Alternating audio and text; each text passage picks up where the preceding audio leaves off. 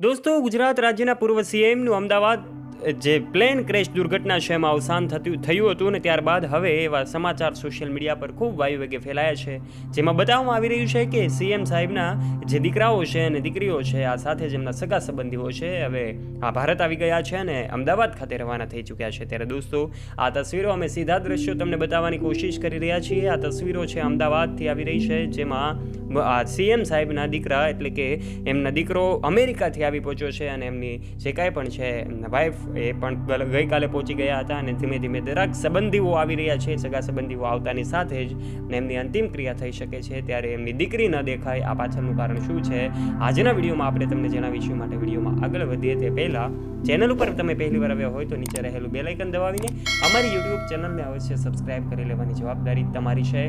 દોસ્તો, વિડીયોમાં આગળ વધીએ તે પહેલાં ભારતના ગુજરાત રાજ્યના પૂર્વ સીએમ એટલે કે વિજયભાઈ રૂપાણીને કોમેન્ટ બોક્સના માધ્યમથી આપ શ્રદ્ધાંજલિ પાઠવવાનું ચૂકતા નહીં, કારણ કે એમની જે કાંઈ પણ અચાનક આ દુઃખદ ઘટના બની, 300થી વધારે લોકો આ પ્લેન ક્રેશ દુર્ઘટનામાં જ્યારે અવસાન પામ્યા છે, ત્યારે સમગ્ર ગુજરાત રાજ્ય ઘેરા શોકની અંદર ડૂબ્યું છે.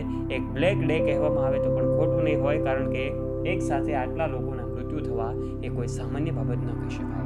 ત્યારે આ તસવીરો સૌને ચોંકાવનારી છે, સૌના હૃદય દ્રવી ઉઠે જ્યારે આપણને એવી વાત સાંભળવા મળે કે અચાનક આ ગુજરાતના સીએમ સહિત 300થી વધારે લોકો અવસાન પામ્યા છે.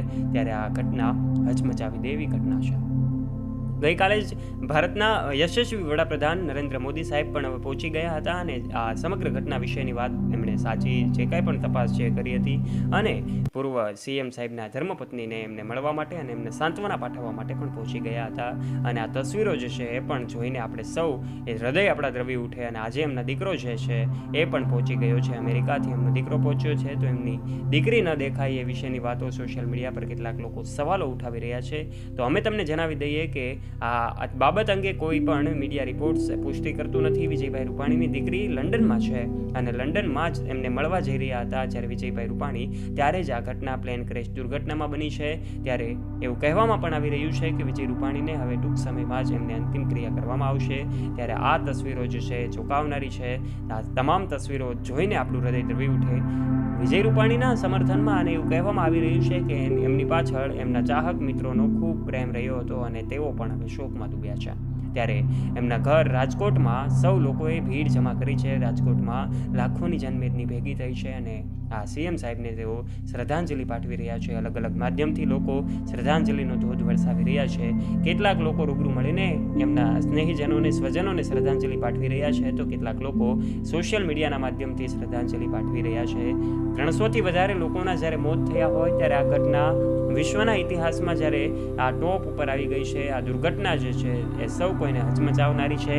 ત્યારે પ્લેન જે છે એ ભારતથી અમદાવાદથી લંડન તરફ જઈ રહ્યું હતું અને ત્યારે જ ગણતરીની મિનિટોમાં જ આ ઘટના બની. આ પ્લેન ક્રેશ થયું અને ભારતના ગુજરાત રાજ્યના પૂર્વ સીએમ એમાં હોમાઈ ગયા. આ સાથે 300થી વધારે લોકો પણ હોમાઈ ગયા. ત્યારે ડીએનએના રિપોર્ટ આધારિત તપાસ કરીને એમના જે કાંઈ પણ બોડી છે એમના સ્નેહીજનોને સોંપવામાં આવી શકે છે. ત્યારે દોસ્તો, આ અંતિમ તસવીર અમે તમને બતાવી રહ્યા છીએ વિજય રૂપાણીની આ એરપોર્ટ પર જતાની અંતિમ તસવીર છે, જે કેમેરામાં કેદ થઈ છે અને આ છે કેદ થયેલી આ તસવીર પણ જોઈ શકાય છે. ત્યારે આપ આ વિશે શું કહેવા માંગો છો?